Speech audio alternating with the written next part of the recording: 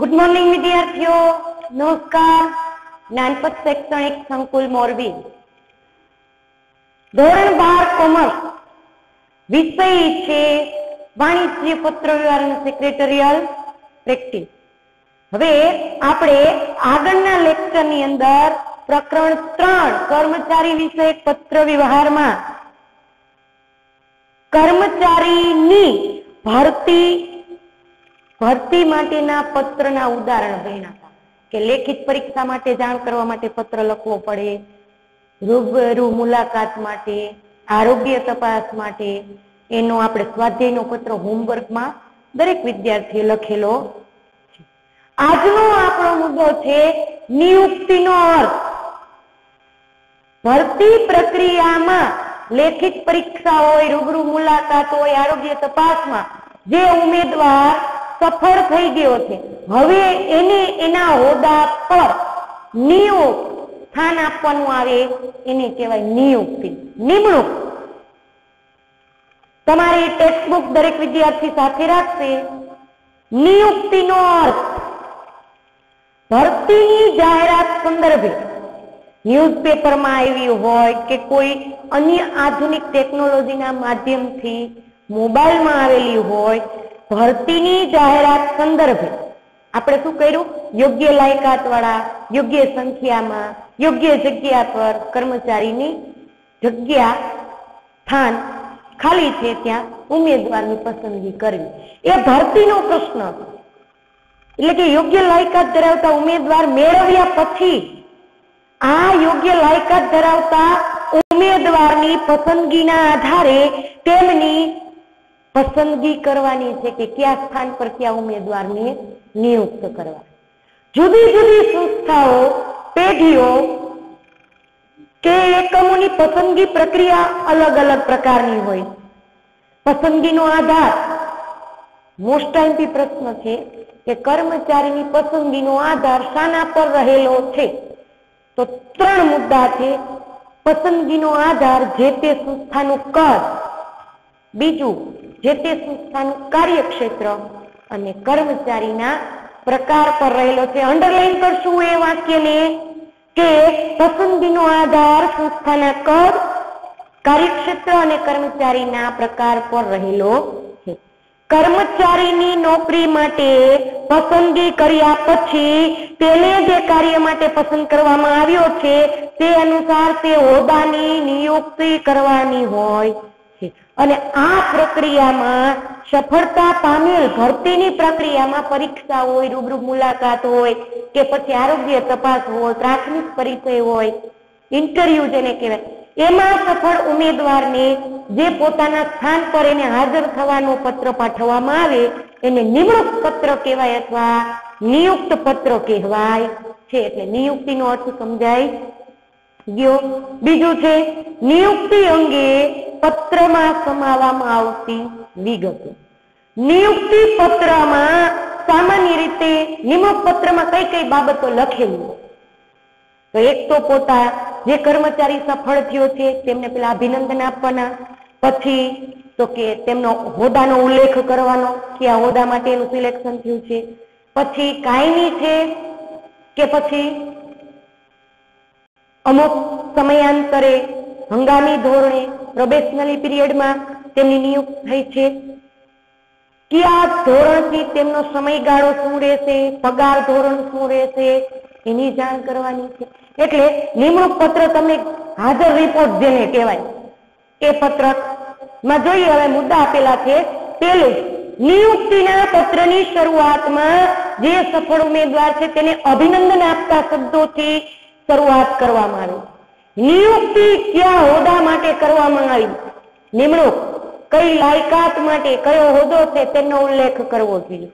ત્રીજું, નિયુક્તિ કેવી રીતે થઈ છે, કાયમી, અજમાયશી, અમુક સમય માટે, હંગામી કે નક્કી કરેલ 11 મહિનાનો કોન્ટ્રાક્ટ હોય, ઘણીવાર 2 વર્ષનો હોય, ઘણીવાર 18 માસનો કોન્ટ્રાક્ટ હોય, જેવો પ્રોજેક્ટ એવી એમની નિમણૂક। એ તો જયારે ભરતી પ્રક્રિયા થઈ હોય ત્યારે જ લખ્યું હોય કે આ નિમણૂક કેવી રીતે આપવામાં આવશે। જો નિયુક્તિ અજમાયશી ધોરણે અમુક સમય માટે થઈ છે તો અજમાયશી સમયગાળો સ્પષ્ટ કરવો જોઈએ. અજમાયશી સમયગાળાને સ્પષ્ટ કરી દેવો જોઈએ કે 1 વર્ષ પછી તમે આ એકમમાંથી છૂટા. પાંચમું, નિયુક્ત થયેલ કર્મચારીને નિયુક્ત પત્રમાં મળવાપાત્ર પગાર કેટલો છે. ભથ્થું, આવવા જવાનું કદાચ રહેણાંક વિસ્તારથી અલગ હોય તો એ, ઇજાફાની માહિતી, આવવા જવા માટે એકમનું વાહન છે કે શું, એનો સમયગાળો શું, બધું દર્શાવી દેવું જોઈએ. છઠ્ઠું, ઉમેદવારની સ્વીકૃતિ પત્ર મોકલવાનું પણ જણાવવામાં આવે છે કે નોકરી પર કેટલા દિવસમાં હાજર થવાનું કહેવું જોઈએ. આજે ઓર્ડર મળ્યો તો આગામી 7 દિવસમાં કદાચ બહારગામ હોય તો એકમના સ્થાન સુધી પહોંચી શકે એટલો સમયગાળો એને આપવો જોઈએ. અને પાછું અંતમાં પણ એમને શુભકામનાઓ, શુભેચ્છાઓ, સારા શબ્દો પાઠવવા જોઈએ. તો આપણને ઉદાહરણ આપ્યું છે ટેક્સ્ટ બુકમાં નિયુક્તિના અંગે નમૂનાનો પત્ર. રાધે ઇન્ડસ્ટ્રી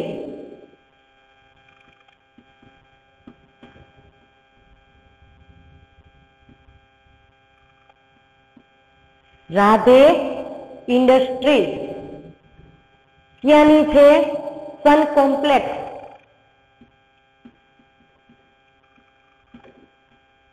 અલ્પવિરામ સીજી રોડ. ક્યાંની છે? તો કે અમદાવાદની આ એક કંપની છે.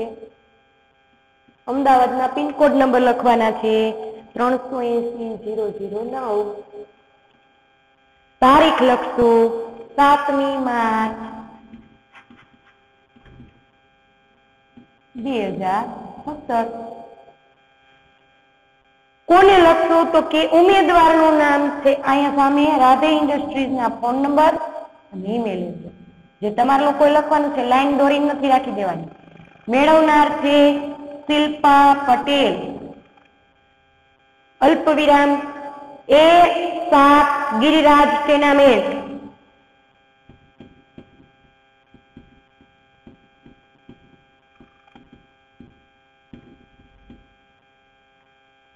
ઈસનપુર, અમદાવાદ. ઈસનપુર વિસ્તાર અમદાવાદના વતની શિલ્પા પટેલે અમદાવાદની એક પેઢી કે સંસ્થામાં પત્ર લખેલો છે. એમાં તેની ઉમેદવારી સફળ થઈ ગઈ છે. વિષય તમારે અહીંયા લખી જ નાખવાનું છે. કઈ પોસ્ટિંગ હતી? તો કે આસિસ્ટન્ટ મેનેજરની નિમણૂક અંગે.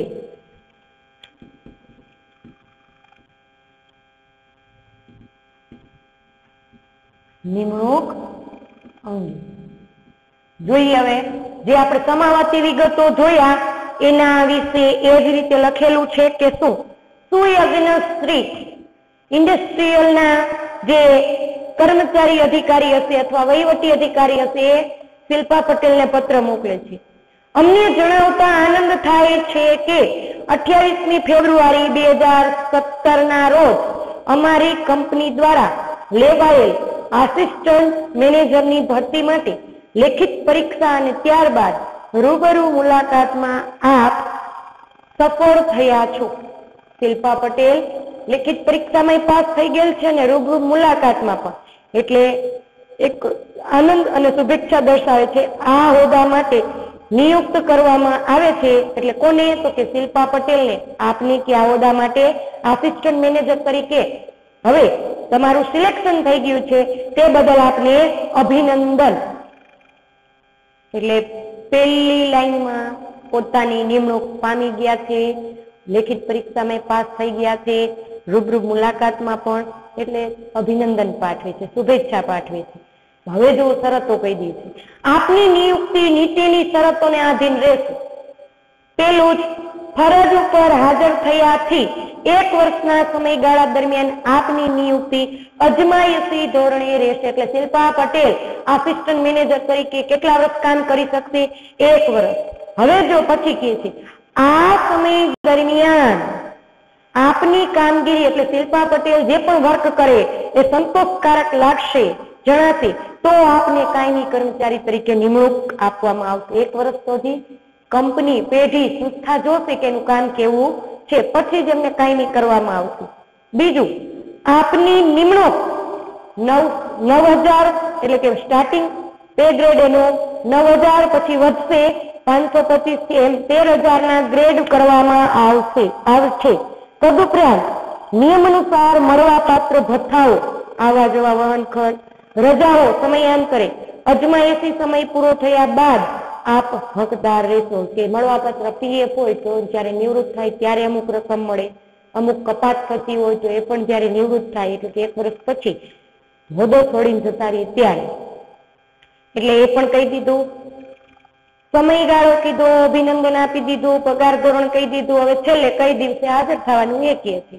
તારીખ 30મી માર્ચ 2017 ના રોજ બપોરના 12 વાગ્યા સુધીમાં આપના જે સ્વીકાર કરતો પત્ર, સ્વીકૃતિ પત્ર, તમે એ એકમને અનુરૂપ હવે તમે હકદાર છો એવો પત્ર, અધિકાર આપતો પત્ર સાથે લાવો અને અમારા અધિક્ષક જે અધિકારી છે એની સમક્ષ હાજર થવાનું રહેશે. તમે જે દિવસે હાજર થાવ ત્યારે અમારા અધિકારી સામે આ તમે જોબને સ્વીકારો છો નિયુક્ત પત્ર લઈને સાથે આવું. શુભકામનાઓ પાછી આશ્વાસનથી સાથે સારી શુભેચ્છાઓ પાઠવવામાં આવે છે. આપનો વિશ્વાસુ સેમ્યુઅલ ડિસોઝા, વહીવટી અધિકારી, રાધે ઇન્ડસ્ટ્રીઝના જે અધિકારીને આ કામ સોંપેલું છે કે એકમમાં કર્મચારીને ભરતી કરવી, પરીક્ષા લેવી, રૂબરૂ મુલાકાતમાં પાસ થઈ ગયેલ ઉમેદવારને હવે એકમના સ્થાન પર હાજર કરવા માટેનો પત્ર છે. ત્યાર પછીનો પત્ર છે બઢતી નો પત્ર. એટલે બઢતીનો અર્થ ભણવાનો. કોને કહેવાય બઢતી? પ્રમોશન શબ્દ સાંભળેલું છે ઘણા બધાએ. પ્રમોશન, જે જગ્યાએ કર્મચારી કાર્યરત છે ત્યાંથી તેને ઊંચા હોદ્દા પર પગાર ધોરણનો લાભ વધુ અને પોસ્ટિંગ, હોદ્દો, લાયકાત, ધોરણ, માધ્યમ બધું વધી જશે. આને કહેવાય બઢતી. બીજા અર્થમાં આપણે એને કહીએ પ્રમોશન. તો બઢતી માનવ સંસાધનનું યોગ્ય જતન થાય. એટલે આપણે બીએ ની અંદર ભણી છીએ કે કર્મચારીને કેળવવા, કર્મચારીને જાળવવા અને એને એકમમાં ટકાવી રાખવા એ એકમનો મુખ્ય ધ્યેય હોવો જોઈએ. કેન્દ્ર સ્થાને માનવ છે. માનવ પરિબળ પર આધારિત સંસ્થા છે. જો માણસો જ હડતાલ પર જતું રહેશે તો એકમ વિવિધ ઓર્ડરને પૂરા કરી શકશે નહીં. માનવ સંસાધનનું યોગ્ય જતન થાય અને કોઈ પણ સંસ્થાની એ પ્રાથમિક શરત છે. સંસ્થા પેઢીમાં કામ કરતા કર્મચારીઓને પ્રગતિ આપવાનું, તેમને પ્રોત્સાહન મળે અને સંસ્થાનું કે પેઢી દ્વારા જે નક્કી કરેલું માળખું છે એ મુજબ કામ કરતું રહે તે જોવાનું. આ માળખાનો એક તબક્કો એટલે કર્મચારીને આપવામાં આવતી બઢતી. બઢતી એટલે પદોન્નતિ. પદ પ્લસ ઉન્નતિ, હોદ્દામાં પ્રગતિ. જે સ્થાન છે કર્મચારીનું એથી ઊંચા સ્થાન પર કર્મચારીની નિમણૂક કરવી. સામાન્ય રીતે બઢતી એટલે કર્મચારીને તેના, હવે એની વ્યાખ્યા છે, સામાન્ય રીતે કર્મચારીને તેના વર્તમાન હોદ્દા પરથી ઉપરના હોદ્દા પર લઈ જવો છે. ત્યાંથી આગળના સ્થાન પર લઈ જવો તેને કહેવાય બઢતી. બઢતીના કારણે કેટલા ફેરફાર થાય તો કે કર્મચારીના આર્થિક લાભ અને કર્મચારીના મોભામાં દરજ્જો મળે છે. તો બઢતીના કારણો, કયા કારણોથી બઢતી આપી શકાય? તો જો આપ્યું છે. પેલું, કર્મચારી નોકરીના નિયત કરેલા વર્ષો પૂરા કરે ત્યારે બઢતી આપવામાં આવે. એક જ જગ્યા પર, એક જ એકમમાં કર્મચારી જે સ્થાન છે ત્યાં પોતાના કામના વર્ષો પૂરા કરે. બીજું, કર્મચારી જો વધારાની શૈક્ષણિક લાયકાત, ટેકનિકલ બાબતનું જ્ઞાન જાણતો હોય તો હાલ જે સ્થાન છે એના કરતા એને ઊંચા સ્થાન પર એક સ્થાન આપવામાં આવે છે. ત્રીજું, કર્મચારી દ્વારા કોઈ વિશિષ્ટ પ્રકારની સિદ્ધિ, સફળતા મેળવી હોય તો પણ બઢતી આપવામાં આવે છે. કર્મચારીની કોઈ વિશેષ આવડત, કૌશલ્ય, જ્ઞાન અને કામ કરવાની ધગશને ધ્યાનમાં જોઈને પણ બઢતી આપવામાં આવે છે. સંસ્થાના જરૂરી લક્ષ્યને ધ્યાનમાં રાખી ઉદ્દેશને પાર પાડવા કર્મચારીનો સહકાર મળ્યો હોય તો પણ એને બઢતી આપવામાં આવે છે. તો આપણને બઢતીનું ઉદાહરણ આપેલું છે. જો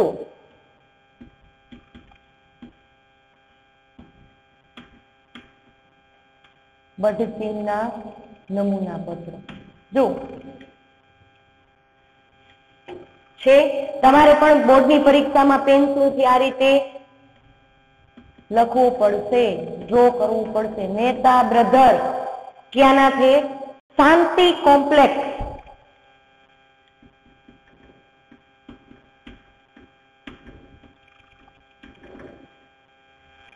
પાટણ રોડ, મહેસાણા.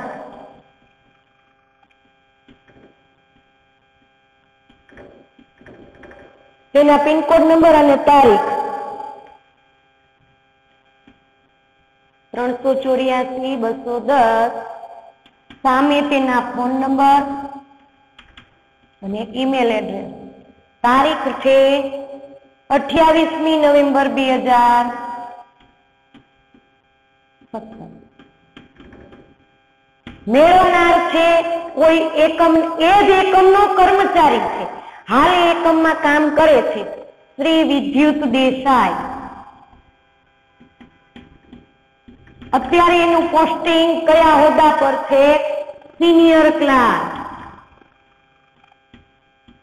હવે અહીંયા એનો રહેણાંક વિસ્તાર લખવાનો નથી, પણ કયા વિભાગમાં કામ કરે છે? એકાઉન્ટન્ટ વિભાગમાં સિનિયર ક્લાર્ક તરીકે ફરજ બજાવે છે, મહેતા બ્રધર્સની અંદર જ.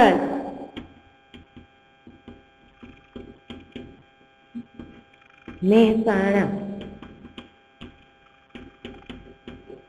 વિષયમાં લખશો બઢતીની જાણ અંગે.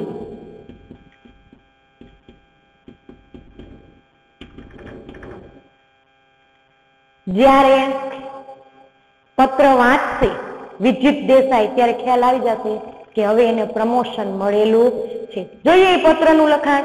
શ્રીમાન, અમને જણાવતા ખૂબ જ આનંદ થાય છે કે તમને તમારા વર્તમાન હોદ્દા પરથી બઢતી આપીને એકાઉન્ટન્ટ વિભાગના વડા તરીકે આપની નિમણૂક કરવામાં આવે છે. જો આ સારી બાબત છે એટલે એક આનંદ, ઉત્સાહ પ્રેરક વાક્ય વાપરે છે. વર્તમાન હોદ્દા પરથી બઢતી આપવામાં આવે છે. અત્યાર સુધી સિનિયર ક્લાર્ક તરીકે પોસ્ટિંગ હતી, હવે એને વડા તરીકેની નિમણૂક કરે. બીજા પેરેગ્રાફમાં જો કંપનીની નીતિ અનુસાર જે કર્મચારી, કંપનીનો એક નિયમ છે કે જે કર્મચારી પોતાના કાર્યકાળના કામના સમય દરમિયાન પ્રથમ 5 વર્ષમાં જો કંપનીએ નિયત કરેલ વધારાની શૈક્ષણિક લાયકાત અને ટેકનિકલ લાયકાત મેળવે તેવા કર્મચારીની યોગ્ય કદર કરવામાં આવે છે. એટલે વિદ્યુત દેસાઈએ જે એમની શૈક્ષણિક લાયકાત હતી એમાં પણ એને કંઈક વધુ લાયકાત મેળવી છે, આવડત કેળવી છે.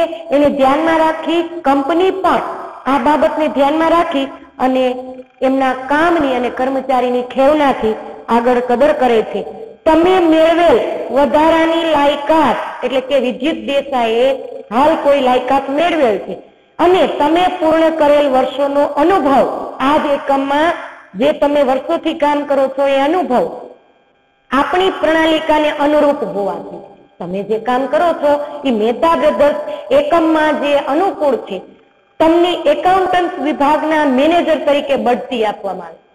અત્યારે સિનિયર ક્લાર્ક હતા, હવે એકાઉન્ટન્ટ વિભાગના શું બની જશે?